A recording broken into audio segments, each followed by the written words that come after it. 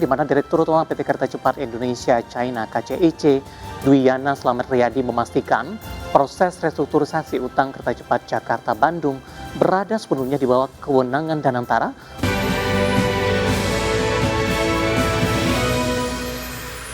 Ya, selamat pagi David dan juga pemirsa, apa kabar? Kabar baik Resalin, kamu apa kabarnya pada pagi hari ini? Hari ketiga ini ya perdagangan di pekan ini.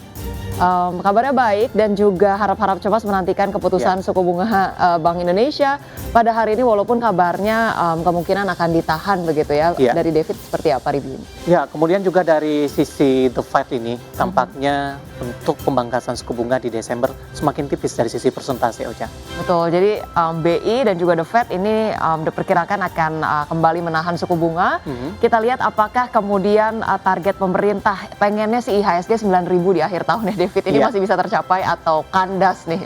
Ya, karena posisi terakhir kemarin kembali melemah di 8.300-an setelah menyentuh level penutupan tertinggi di sesi 1 Senin. Betul, ya baik. David dan juga pemirsa, nanti ulasan selengkapnya akan dibahas dalam segmen dialog. Dan pemirsa, selama 60 menit ke depan kami akan hadir dengan sejumlah informasi menarik seputar ekonomi dan juga pasar modal. Dan Anda juga bisa menyaksikan kami di live streaming adiachannel.com dan saya David Sanovo. Saya Rosalin Hiu, pemirsa, inilah Market Buzz.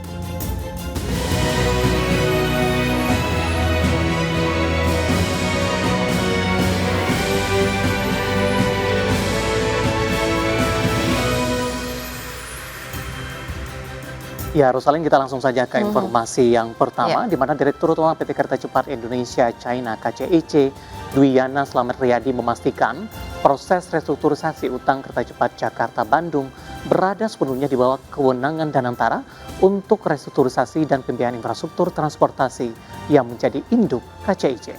Ya, hal tersebut disampaikan oleh Dwiyana Slamet Riyadi saat menyambangi kantor Kementerian Koordinator Bidang Perekonomian Senin kemarin. Sementara itu, Menko Perekonomian Erlangga Hartarto menyebut pertemuan dengan Direktur KCIC masih bersifat teknis dan masih dalam tahap pembahasan. Pemerintah juga masih melakukan pembahasan teknis bersama dengan para pemangku kepentingan. Baik, kita lihat sejumlah komentar yang masuk untuk isu viral yang pertama. Di sini ada komentar dari @pas_jam 10. Sebagai rakyat, aku tidak bisa berkata-kata lagi. Ya. Ada nada kepesimisan sepertinya ya untuk penyelesaian dari hutang dari WUS, dan semua itu juga menyita perhatian di banyak pihak. Kemudian juga ada tanggapan dari Kementerian Keuangan juga, kalau bisa jangan sampai gunakan APBN. APBN sudah sangat terbebani saat ini. Sudah sangat mentok ya. Kita ke komentar berikutnya. Ya, dan selanjutnya kita akan coba lihat ada @langit_kelabu. Langitnya kelabu ini, tuh kan udah ketebak ujung-ujungnya katanya. Ya, berarti masyarakat ini sudah menilai sebelumnya dan ternyata ini perkiraannya tepat menurut @langit_kelabu. Betul. Kemudian ada @mister.abra_kadabra. Ayo Papur. Utang WUS jangan dibebankan kepada APBN ya. Kalau memang misalnya sudah dialihkan sepenuhnya ke Danantara menjadi sesuatu yang positif gitu ya, walaupun ada kebimbangan juga, berarti ini sejak awal belum ada skema yang jelas begitu ya untuk jangka panjang pendanaan dari proyek tersebut. Dan kemarin juga kabarnya terkait dengan perbincangan Presiden Prabowo dengan Presiden China. Ini juga kita harapkan ada update terbaru, transparansinya seperti apa. Siapa tahu ada win-win solution yang kemudian berbagi resiko ini bisa diupayakan bersama, tidak hanya sepenuhnya dibebankan kepada Indonesia begitu ya. Dan terkait isu ini seakan-akan jadi bola panas ya, dan semoga ini juga bisa berhenti dan juga menghasilkan hasil yang terbaik dan infrastruktur WUS tetap bertahan sampai berjalan dengan skema yang baik begitu ya. Kita ke informasi ataupun isu viral berikutnya terkait pemerintah melaporkan realisasi penyerapan dana pemerintah sebesar 200 triliun rupiah di himpunan bank milik negara telah mencapai 167,6 triliun rupiah atau 84% dari total dana yang ditempatkan. Ya, Direktur Jenderal Strategi Ekonomi dan Fiskal Kementerian Keuangan Febrio Nathan Kacaribu menyebutkan penyaluran dana ke masyarakat dan pelaku usaha termasuk UMKM telah memberi dorongan signifikan pada konsumsi dan investasi. Dampaknya diharapkan mampu memperkuat sektor real, menjaga daya beli, serta mendukung keberlanjutan usaha di berbagai bidang. Kita akan coba lihat tanggapan di isu viral kali ini. Baik. Kita ke tanggapan yang pertama. Ya. Kita ke isu dari Juda Danananta ya? Ya, bukan Danantara ya. Oh bukan. Kok cepat banget ya meresap kemana dana sebesar itu? Iya. Oke. Berikutnya? Berikutnya kita akan coba lihat juga ada Herman _ Aang. Ini agak sulit-sulit ya. Iya. Netizen Betul, sekarang. Dan belum terlihat pergerakan di masyarakat khususnya UMKM, daya beli masih rendah, rupiah makin membumi dan pejabat makin sukses katanya. Tapi sebenarnya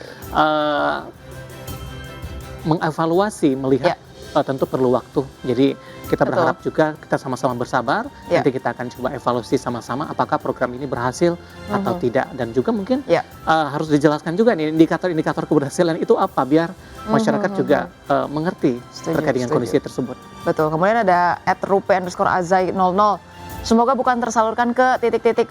Oh sudahlah ya, ini menjadi pertanyaan juga terkait dengan gelontoran dana yang besar tersebut. Ini kembali lagi kepada kinerja dari perbankan sendiri, bisa sejauh apa optimalisasinya menyalurkan dana-dana ini, efektivitasnya dan juga siapa target penerima dari penyaluran dana tersebut. Jangan sampai kemudian mengalir ke perusahaan-perusahaan besar lagi, kemudian sektor-sektor yang lebih membutuhkan misalnya UMKM ini tidak terberdayakan dengan maksimal juga ya. Baik, kita lanjutkan ke isu viral selanjutnya. Pemirsa, di mana Menteri Usaha Mikro Kecil dan Menengah Maman Abdurrahman mengungkapkan pemerintah tengah menyiapkan strategi besar untuk mengisi pasar-pasar yang selama ini bergantung pada thrifting impor dengan produk lokal buatan UMKM. Ya, menurut Maman, pihaknya kini mulai menyiapkan substitusi barang agar pedagang yang selama ini menjual pakaian bekas impor tidak kehilangan mata pencaharian. Salah satunya melalui transformasi Pasar Senen yang dikenal sebagai sentra tekstil dan pakaian bekas terbesar di Jakarta menjadi pusat penjualan produk lokal. Transformasi akan dilakukan bertahap, menyesuaikan kondisi lapangan dan ketersediaan stok pedagang.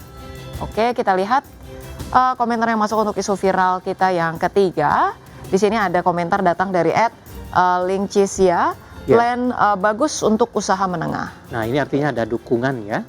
Di satu sisi tadi disampaikan tidak membiarkan begitu saja ketika keputusan yang diambil sehingga tidak ada pengangguran bertambah, kemudian mata pencarian dari mereka yang terbiasa menjual di barang-barang thrifting ini juga tetap berlanjut. Rosalin.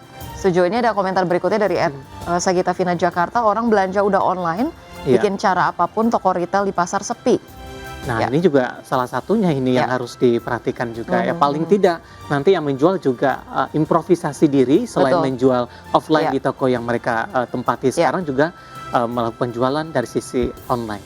Betul. Ini komentar berikutnya ada @ryujak_pedas ya. Ya.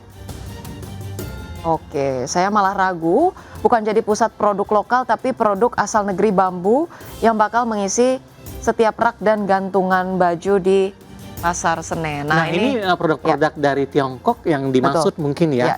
Tapi sebenarnya kan memang tujuan pemerintah mengantisipasi itu bukan membiarkan masuk ke pasar domestik. Mungkin @ryujak_pedas ini juga harus memahami justru itu yang dilakukan sekarang untuk mengantisipasi masuknya barang-barang impor dari luar terutama dari Tiongkok yang memang sudah hampir menguasai di seluruh pasar di Indonesia. Tapi jangan sampai kemudian dibiarkan masyarakat terus-terusan trust issue ya, karena berbagai upaya yang dilakukan pemerintah untuk meningkatkan daya saing dari produk-produk dalam negeri ini tentunya akan terus kesulitan kalau misalnya pemberantasan impor khususnya yang ilegal ya. Ini nggak juga kemudian gencar dilakukan.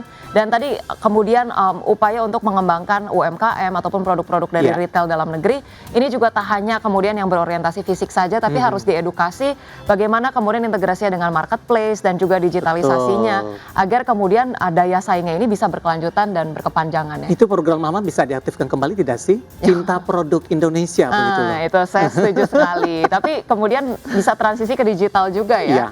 Dan supaya kemudian menyesuaikan dengan perkembangan teknologi yang ada. Betul, dan kebutuhan pasar seperti apa saat ini. Baik, pemirsa, kita beralih ke informasi lainnya diantaranya terkait dengan sejalan dengan pelemahan bursa Asia.